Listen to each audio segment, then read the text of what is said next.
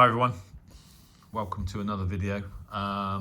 This time on the state of medium wave AM broadcasting in the UK.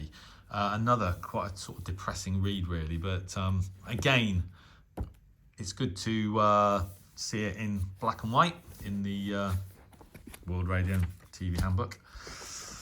I haven't followed as closely the shutdown of AM stations in the UK. I've followed much more closely what's been going on long wave, but when you actually look at it, it's horrific in terms of what high power stations are left on medium wave in the UK. Now, if I have a quick look at the United States, it's a completely different story. So United States on medium wave, I know it's a much bigger country obviously, but they rely on it. So medium wave starts on here, 540 kilohertz, KMLB, and it just goes on and on and on and on and on and on. Still going, only up to 1300 kilohertz and on and on and on. Still going up to 1460 kilohertz. I mean, 1570, there you go. So it kind of finishes here. 1700 kilohertz on the X band. You know, there's the United Kingdom, completely different story, of course. So medium wave, the listing of all medium wave stations by frequency, starting on long wave actually, and then all the way through to 1602 kilohertz, and it's literally that and that. I mean, and most of it is very low power. So what have we got? So 558 kilohertz Punjab radio from Crystal Palace. Heard them many times. I actually like the music they play on Punjab radio. Listened to them many times. You've got 4 kilowatt signal from Radio Caroline. That's for those of you that aren't aware, that's was a pirate station on a ship. And then on 693 kilohertz, you've got several transmissions for BBC Radio 5 Live, which I listen to all the time. The strongest of which is 150 kilowatts from Droitwich, of course, and then there's 50 kilowatts signal from Stagshaw, 80 kilowatts signal from Start Point, and then the rest of them are sort of 0.6, few hundred watts basically, sort of local transmissions. Yeah, and that's 693. 756, you got BBC Radio Cumbria and Carlisle, that's 1 kilowatt. You got Radio Scotland on 810 kilohertz, that's 100 kilowatt signal, which I can hear.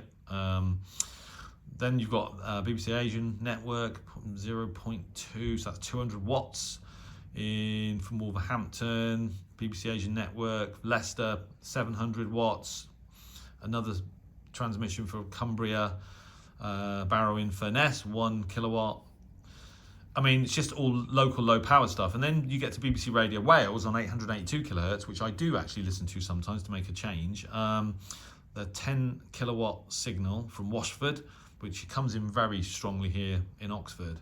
And then you've got BBC Radio 5 Live, again on 909. There are several transmissions on 909, the strongest of which, we've got 50 kilowatts from Clevedon, 200 kilowatts from Moorside Edge.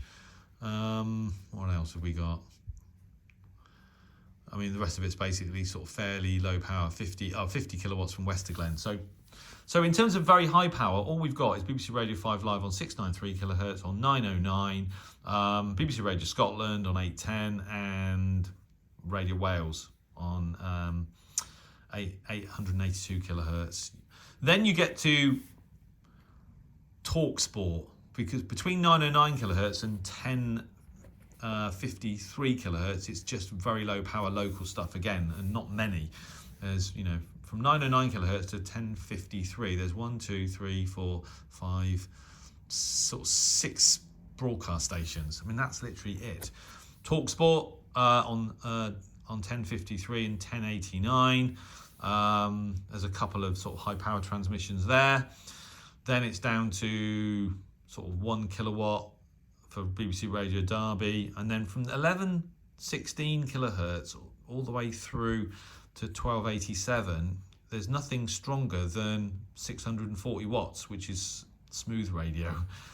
And I'm looking, so from TalkSport on 1053 kilohertz to the end of the medium wave band, the strongest signal, there's a 5 kilowatt BBC Asian Network transmission, from Birmingham. There's a Leica radio, Bookman's Park, 125 kilowatts, 1458 kilohertz. That surprises me that their signal's that powerful, but there you go. Manx radio, Douglas, Isle of Man, is also strong, 1368 kilohertz. But, you know, there's just a excuse me, a handful of stations. So, you know, like I said, BBC Radio 5 Live, Radio Scotland, Radio Wales, and then you've got Talk Sport. You know, there's probably 5 or 6 actual broadcast signals being transmitted at reasonably high power across the entire medium wave spectrum. Yeah, I didn't realise actually that the situation was as bad as it is.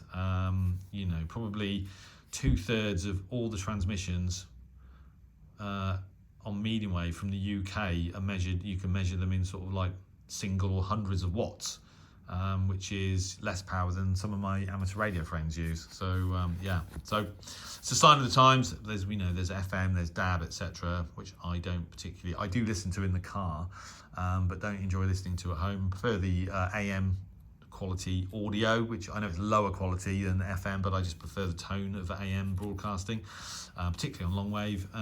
So there you go. It's a shame that AM radio in the UK is going this way. Long may it continue in the United States and other parts of the world, because the less AM signals there are in Europe, and particularly in the UK, the easier it becomes every year to copy transatlantic medium wave DX from the United States, from North America and South America for that matter. So there you go.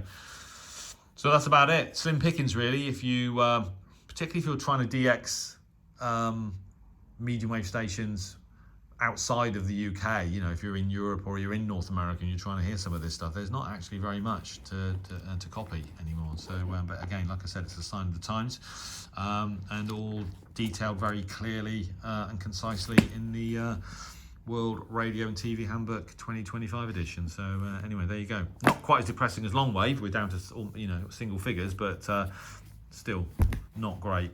I think I was born too late. I should have been born about 50 years earlier, and I could have lived through the golden age of AM radio. It would have been more my style. Anyway, thanks for watching, and 73.